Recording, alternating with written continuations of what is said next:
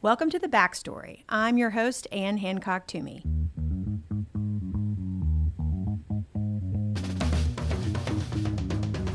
Over the course of my career, I've had the privilege to work with and learn from and guide some incredible leaders, mostly in healthcare, but not always.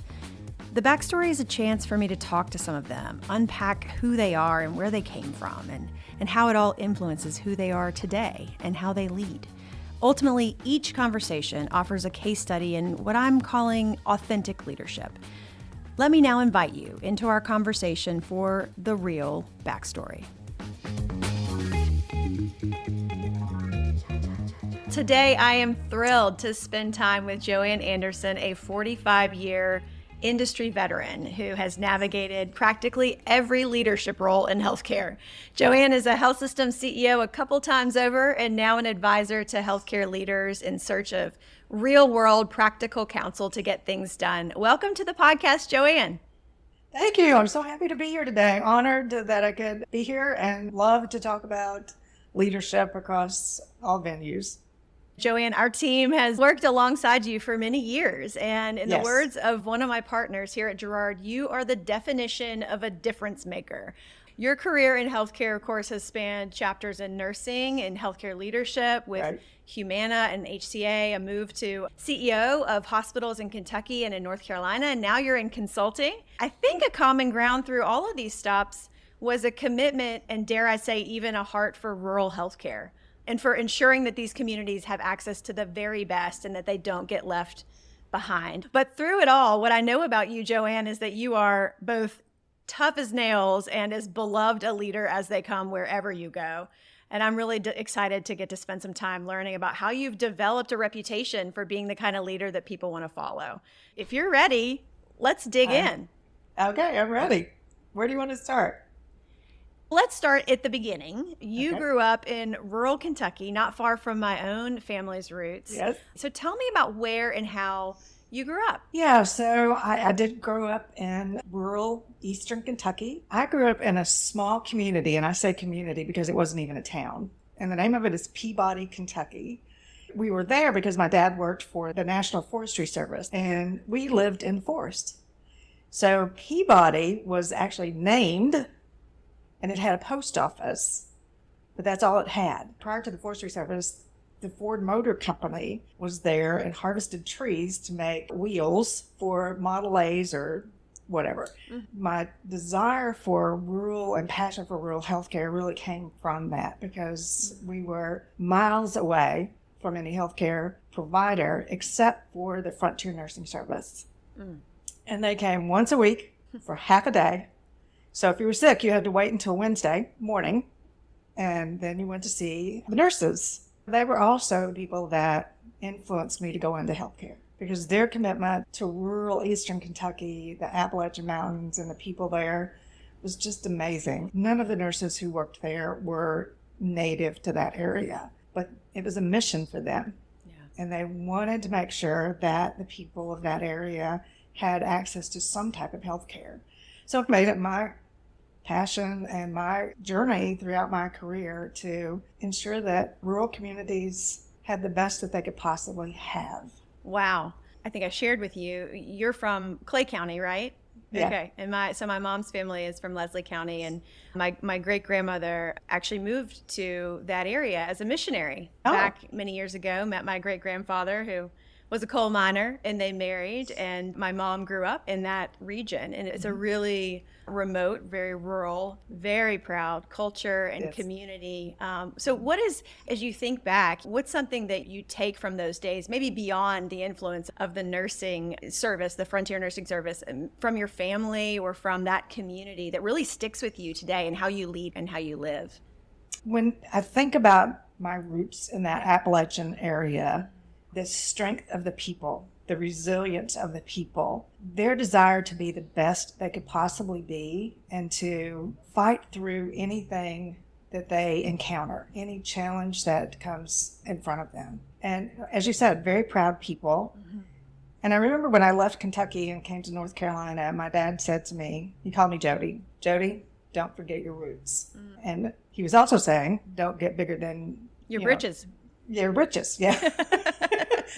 Remember who you are and where you came from, and values that were instilled in me in that community to take care of each other, to care about each other, to be kind, to recognize the value in each person that you come in contact with, and that every person has a story.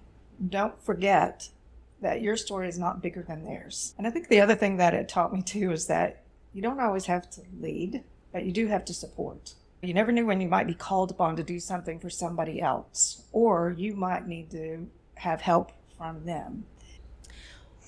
Well, so Joanne, tell me, what was your very first job? My very first job was as a switchboard operator at the Redbird Mission Hospital in Redbird, Kentucky. It was another one of those extremely rural communities. It was a mission hospital supported by the Methodist Church. And I took a break in college. I started at the University of Kentucky and I switched to Eastern Kentucky University, and I took one semester off. During that semester off, I worked at the mission hospital at Redbird as a switchboard operator and answered calls that would come in. And it was, again, an introduction into the healthcare system that I never thought about. Right. But just some very interesting calls might come in to the hospital. We didn't really have a police department, or there was a volunteer fire department and everything, but the hospital got all of those calls. Right. So it was interesting just fielding the calls that came in and helping people as much as I possibly could through the phone. Wow. Oh man, I bet you got some really interesting calls over the time that you did that. You were probably a little underqualified to be taking some of those calls. Very underqualified. I remember one day a woman called in, and today this kind of haunts me. And all she said was, "Please help me." Oh. It just makes chills go all over me. And I'm like, "Tell me who you are, where you are, what kind of help do you need?" And she said, "I just need help." And then the phone went dead. And again, it takes me back to that rural passion of, had she been in a more urban community, there would have been more resources available and more people available to her, and access would have been different.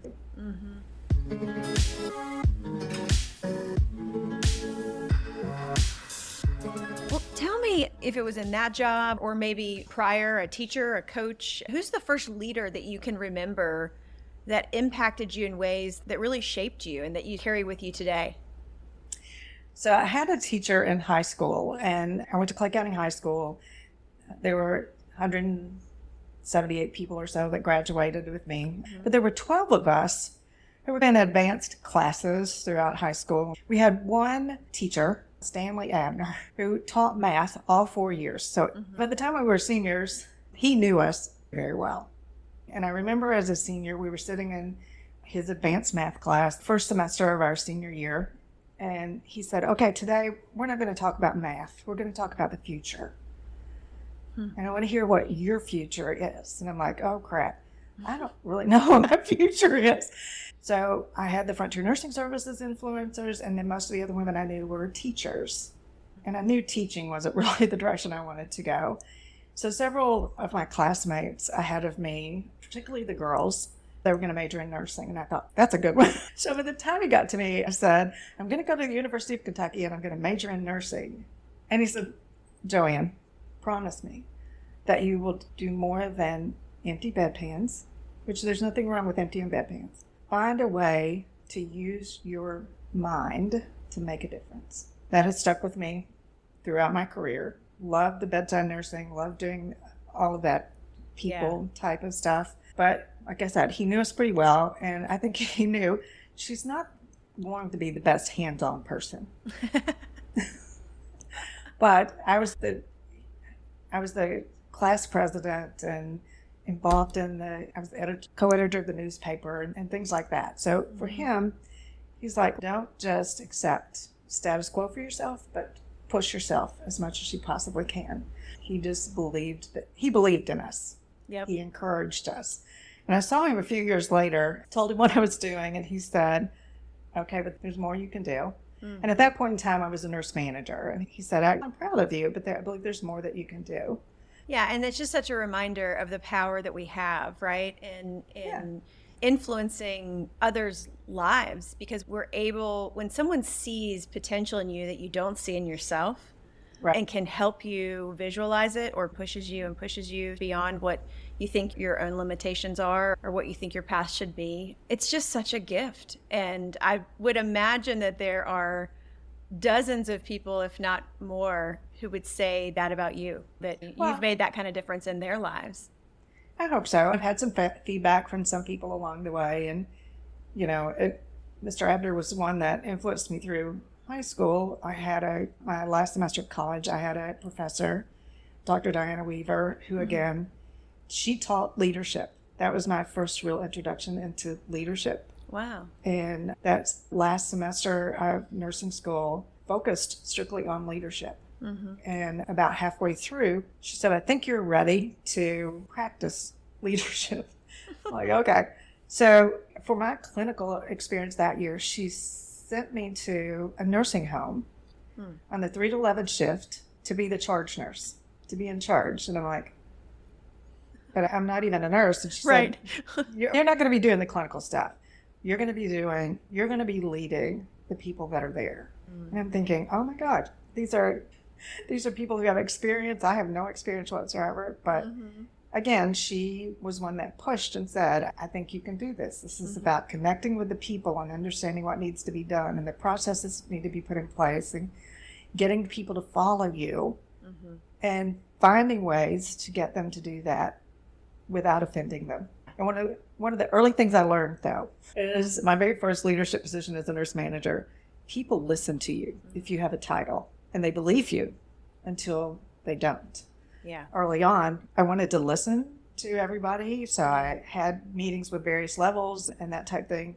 And I remember having a meeting with a group of nursing assistants, and they were telling me that the nurses weren't doing everything that they felt like they could do to help them as nursing assistants. And I made the comment to them, I think you're right. I agree with you. The nurses should participate in doing the basic care and help you when they can. They took that and ran with it. So the next day they're telling the nurses, Joanne said that you're supposed to help us. Like, oh no. Okay. So then the nurses are coming to me and go, what are you saying? And why did you tell them that? And I'm like, okay. So learned, again, very early on, communication is very important. And you have to be very clear in what you're saying to people. And part of communication, a big part of it is listening, respecting what they're saying and their position, but then taking that and, again, forming it in a way that everybody is going to be willing to follow whatever the decision is.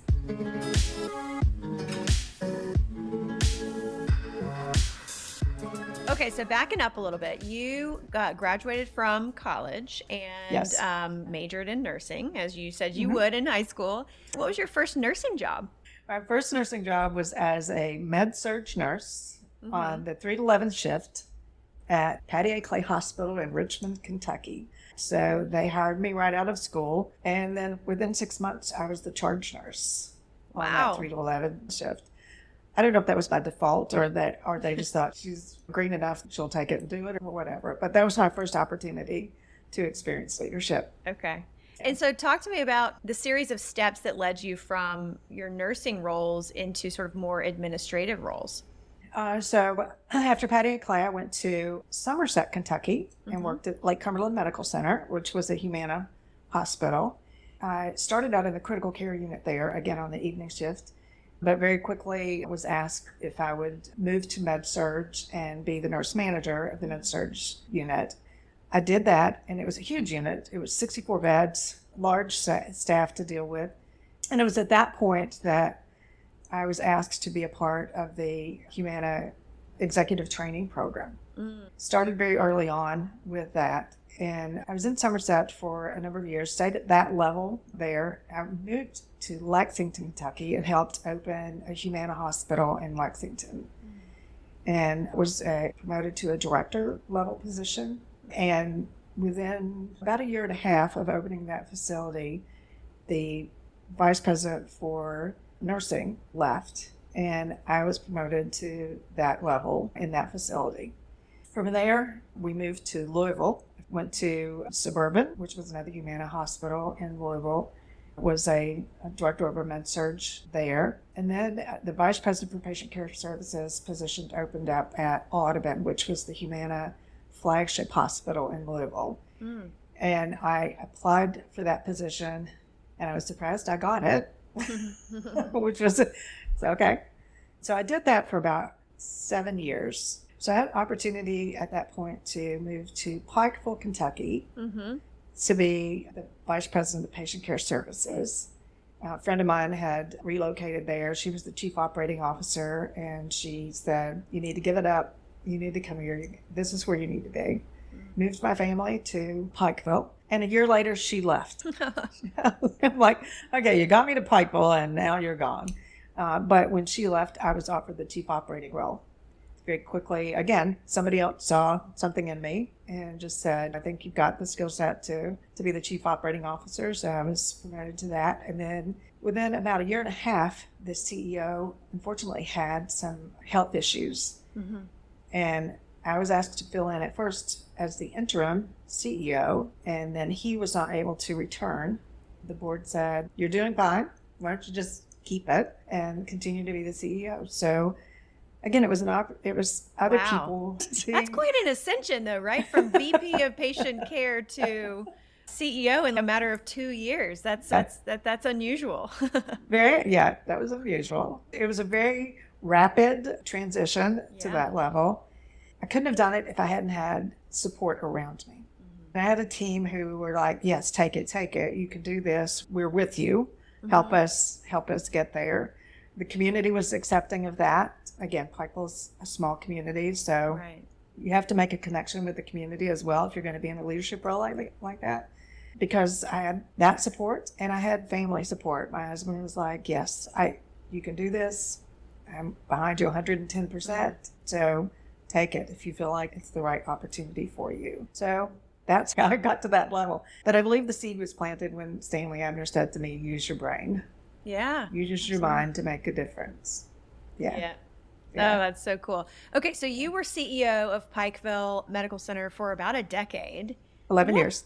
What about the role and that title in particular was most surprising to you that you had to get used to? It wasn't surprising, but it was probably one of the most challenging things for me was balancing what I consider the up and out part of the CEO role, where you have to have connections with the community, you have to be involved with legislative issues, you've got to look at the bigger picture of things, and then staying connected, because I've always wanted to be connected with the operational side of it as well.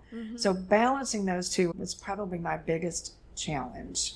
And then in Pikeville, the other thing that was a little surprising to me and another learning experience was Pikeville was a non-union hospital. And at one point, there was a movement to bring in unionization. Grassroots effort, the staff did it.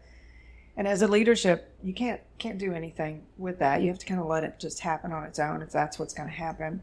Legally, there are issues that you can't address. We went through that 3 times while I was there. And the first time, the vote was a no vote for unionization. The second time, which was about 2 years later, the vote was yes to unionize. And I remember sitting in that room that day and hearing yes, and each yes was a dagger to my heart, because it said to me, they don't trust me. For some reason, they believe they need a third party to connect with me, to get me to understand what their needs are.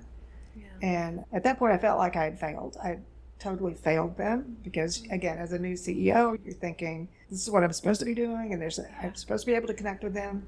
And that was a tough day. But we negotiated in good faith with the union for a year.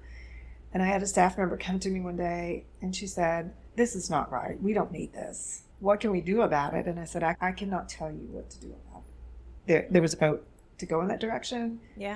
You all have to make the decision in which direction you want to go. And she said, "Okay, I got this." So a year later, it was voted out. And, that was like, okay, we're back okay now. So I really, from that, just, again, taken with me that you've got to connect with the people that you're trying to lead. If you don't connect with them, they're not going to follow you. First of all, they have to trust you.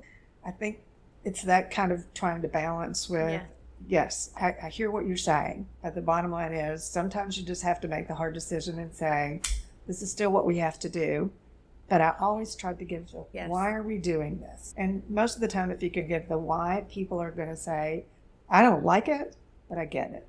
Yeah, it's critical. I mean, what a vivid sort of picture you've just painted about feeling as though you failed your workforce because they've made this decision and then on their own they come back around.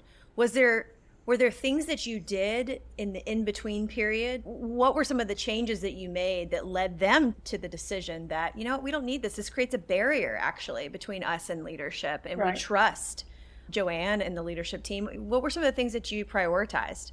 We, as an executive team, sat down and said, okay, this was a vote against us. This is saying to us, we're not connecting with them in some way. So what could we do different?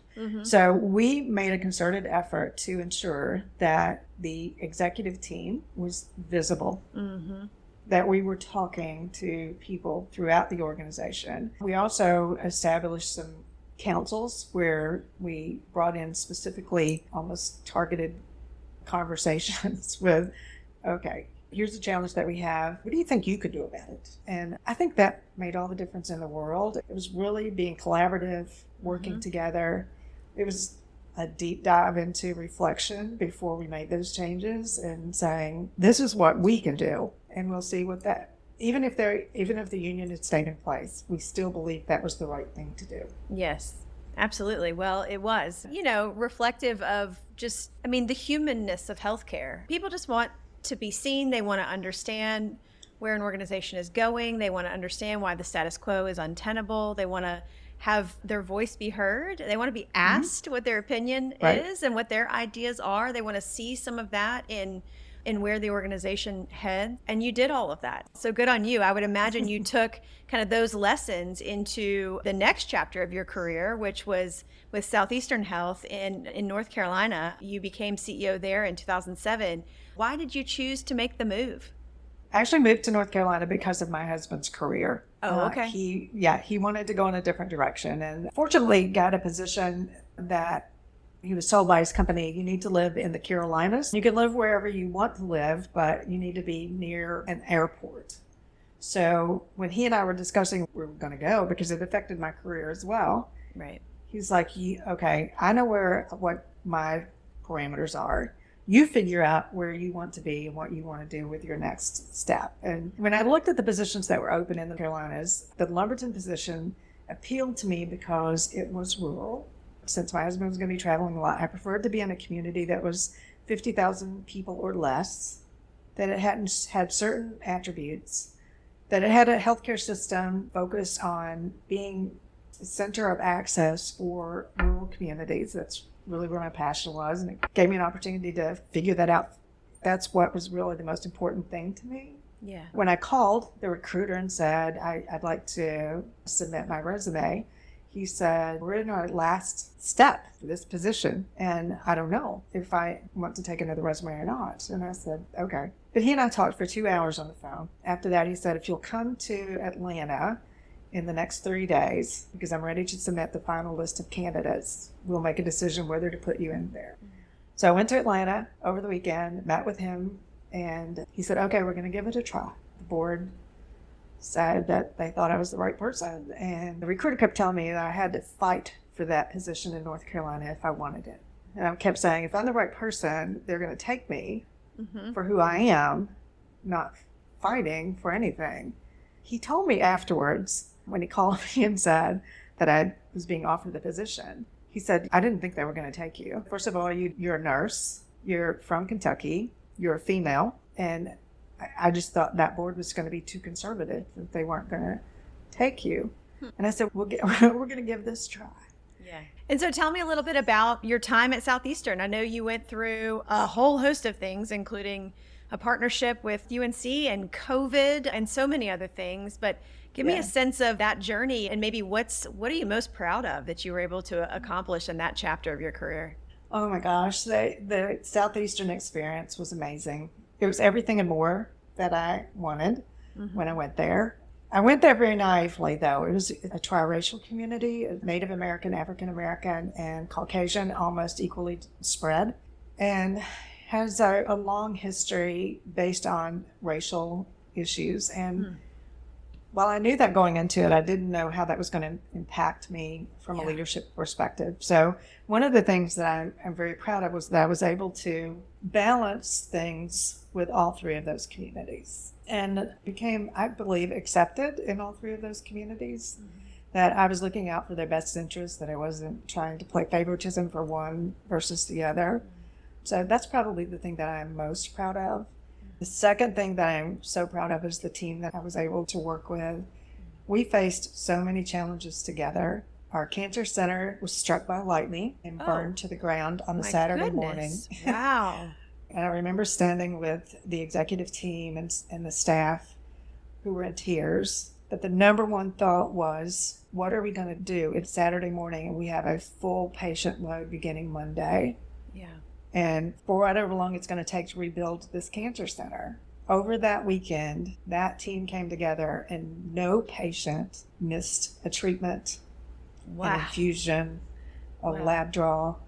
We transitioned to a new location. We partnered with other facilities who had linear accelerators and could do the radiation treatments. We made the decision that even though we weren't going to be caring for the patients for the linear accelerator and everything, no employee was going to lose their job. We were going to continue to pay them until they could get back to work. That was important to me because that's the value system. Again, let's take care of the people and then everything else will take care of itself. And then COVID. Right. COVID was... I've never been through anything like that in my career. You know, just the unknown of COVID. And for me, my first responsibility, of course, was to the patient. Yeah. My second one, and almost equal to that, was the staff. And how do you keep the staff safe in an unknown environment? And they, being the staff, were having to deal with what was happening at work, and they knew they needed to be at work. But there were so many things happening in their personal lives that suddenly a nurse is not only just a nurse, but she's also a teacher and the sole breadwinner because the husband might have lost his job during that time. And there were so many emotional and social issues that were occurring that I had no control over. Yeah, very tough time trying to figure out how to take care of everybody. And I remember, I don't know, we were at the peak of it and I needed a break. So I had come to the beach. And with my children, they said, you've got to get away for a few days. So come with us to the beach. So I was sitting on the beach and was watching my grandchildren play in the surf. And I got a call saying that we were having to bring in a mobile morgue because our morgue was full. And that just crushed me. It was almost the exact same feeling that the union vote was. And that, what am I not doing to help the community understand how to manage through this? What am I missing? What can I do? So I wrote this crazy Facebook post that said, I'm sitting here on the beach in tears. I'm supposed to be the CEO of this healthcare system, and I'm supposed to take care of people. It's not working. For some reason, I can't get the community to understand, wear a mask, wash your hands, take your vaccine. My staff have been respected in the past. Now they're not being respected. People used to believe what we asked them to do, and they did that to take care of themselves, and now they're not doing that. How do we turn this around? That got national attention from a Facebook post. Wow. It changed the momentum in our community, and I think that's another valuable a lesson for all of us as leaders is that you've got to speak up. Yes. You've got to be willing to take on those big issues and voice that opinion, even if it's an unpopular opinion. Part of what was sticky about it and attracted attention was that you were just human. You admitted that you're in tears and you expect more of yourself and of your community, but you're at a loss and you're expressing vulnerability. And this is a podcast where I'm trying to spotlight attributes of authentic leaders, and you're as authentic as they come, right? I mean, using your voice to get things done, yes, but also admitting when you're at a loss. And you need people to step up or step in. And I think there's a lot to be learned from that. I do think from an authentic perspective, that's what I think you have to be. I mean, honestly, if you're going to be a leader, you can't be one thing as a leader and something else in the rest of your life. That's right. That's fantastic.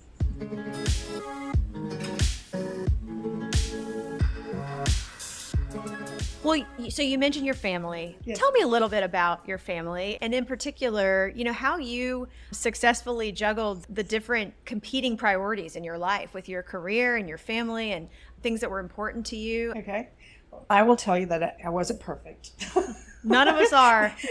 There were times I did not do a very good job in balancing a lot of things, although it was always top of mind that I had an obligation in multiple pots. An obligation to, as a wife, I had an obligation as a mother, and an obligation as a leader within my work environment. I was married to my husband for 41 years. He passed away from lung cancer about 5 years ago. And he was the biggest support that I had in this life journey. I decided to get my master's degree after we had 2 children.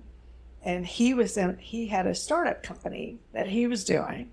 Fortunately, we were always able to talk things through and say, this is a family decision. Yeah. This might be good for your career, but it may not be the best thing for our family right now. So we need to balance those types of things out. And any new position that I took, that conversation occurred every time with what impact would this have on the family, and how would we make sure that our 2 boys didn't get lost in the shuffle, because they needed attention too. They were raised in a child care system and an extended family system. Mm-hmm. I'm a big believer in family, so that family support was huge, and my kids are very connected with them. We tried to be involved in our children's lives as much as we possibly could, so I headed the booster club for my son's basketball team, and my husband coached, and we tried to be at, I don't know that we missed any event that they were in. My oldest son will tell you that he grew up on the floor of my office, and he's actually a vice president of healthcare today. So wow. He's followed that path. But the one thing that he said to me that made me feel like I didn't let them down somewhere along the line was, he said, I knew you had a tough job. I knew it was demanding and took a lot of time, but I never felt like you forgot about me. And I said, why was that? And he said, because I could come off the basketball court or the baseball field or the track, and you were always there. I knew you were there for me when I needed you. We also asked our boys to contribute to the household chores and things early on in their career. They will tell you they learned to do laundry before they were 9 years old, and today they can take care of themselves. Sure. They know how to do that. Right. I mean, you taught them an early sense of independence, right? That's right. That's right. Made them stronger people. They learned to do laundry, they learned to cook, they learned to clean. It was a family affair. I mean, sure. We all contributed, and my goal the entire time was for our children never to feel like they were not a priority. We sat down and actually wrote out a plan. And my kids will tell you too that they grew up having to write goals. What are our goals for this year? What are your goals for the summer? And how are you going to accomplish that? I see that in them today as they're raising their children. They have family goals, and even for infants, she's going to grow hair this year. Their goals. That is hilarious. A family of achievers. That's too good. Yeah.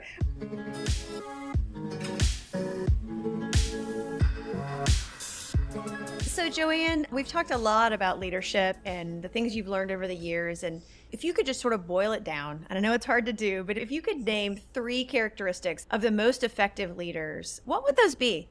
Leaders who are honest, who are real, and who are great communicators. People are not going to follow you if they don't trust you. And if you say you're going to do something, you need to do it. Being real, again, is you have to make yourself vulnerable. They have to see you as a real person. Yes. If they don't see you as a real person, you just become a figurehead. And again, people are not going to follow just a figurehead. Yeah. And communication is the key to both of those.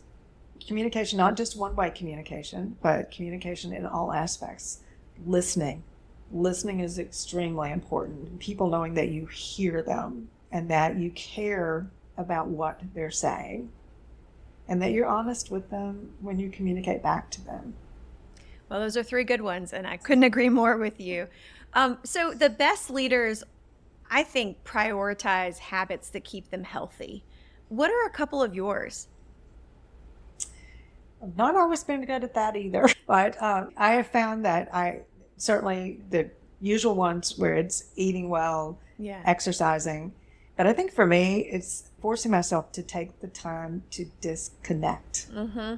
So when I talked about during COVID and going to the beach is my happy place. Even just a few hours disconnecting and reconnecting with nature and feeling, my faith is very strong.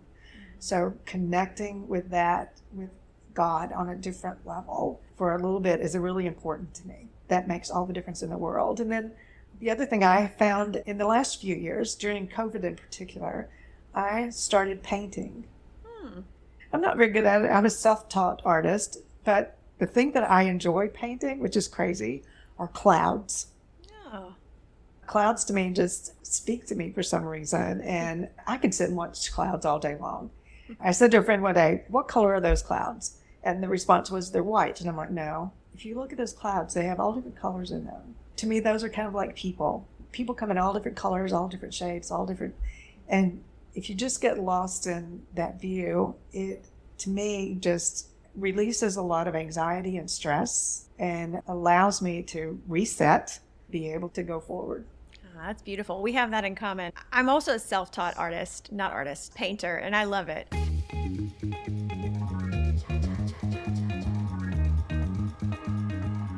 Okay, Joanne, we are going to go into lightning round, just a series of quick either ors and questions. Go with your gut. Don't overthink it. Okay. All right. Are you ready? I'm ready. Okay. Early bird or night owl? Night owl. How do you start your day? Tea. Favorite Olympic moment? When Simone Biles and Suni Lee bowed to the gymnast from Brazil. Yes. I just thought that was amazing. Okay, what is the book that you are reading right now? I'm not reading a book right now. That's okay. What's the best book you've ever read on leadership? The best book I've ever read on leadership. Oh my gosh, there are so many. Okay, this one's going to sound really crazy, but this is the one that comes to mind first. The Little Engine That Could. Oh, I love that. Okay, you got to give me like 2 sentences on why. Because everybody faces challenges, but if you believe you can and you push, you will. If you just think of it, go back and read that book. And we use that in a leadership training at Southeastern one time. And that, it just speaks to me. We all have challenges. And if we get to those challenges and we just fall back and say it's just too hard, that little engine never stopped. It kept going. It kept trying until it finally succeeded. It's like a metaphor for Joanne Anderson's life. I love it. Okay, you are a big Kentucky fan, as am I. This is going to be a really hard one. Your favorite UK basketball team? Favorite UK basketball team? Oh, my God. Oh, I thought you were going to ask me the favorite player. I mean, you can get, okay, favorite player. My favorite player right now, of course, is Reed Shepherd. He is. I wish we could keep him longer. Yes, I have loved all of the teams, but is it the Unforgettables? My mind's a little bit blank. Unforgettables, 92. 92. They're the ones. They were the best. They will go down in history always of being the best. Okay, last time you tried something new. Last time I tried something new, yesterday. I am not a very good cook, so I'm learning new recipes. Trying in the last week or so, I've just been trying a new recipe every day. Wow. It's just, and I'm trying Mediterranean recipes. So that's my latest. Very good. Okay, you have to send me your recipes because I get stuck in a rut too.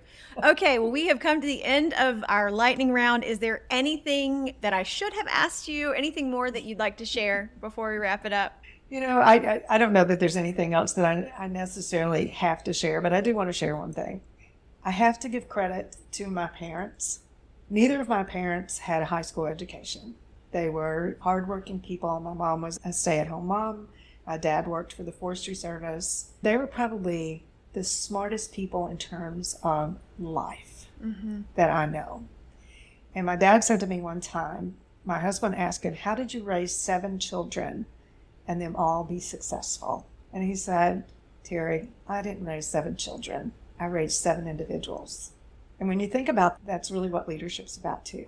You're leading individuals and trying to get them to work together as a team. So that would be the last thing. That's a beautiful way to wrap it up. Joanne, thank you so much for spending time with me and sharing your backstory. I could spend all day with you. I could spend all day with you too, Anne. It's been great. I appreciate the opportunity to do this, and it's been wonderful. All right. Take care. Thank you. All right. Thank you.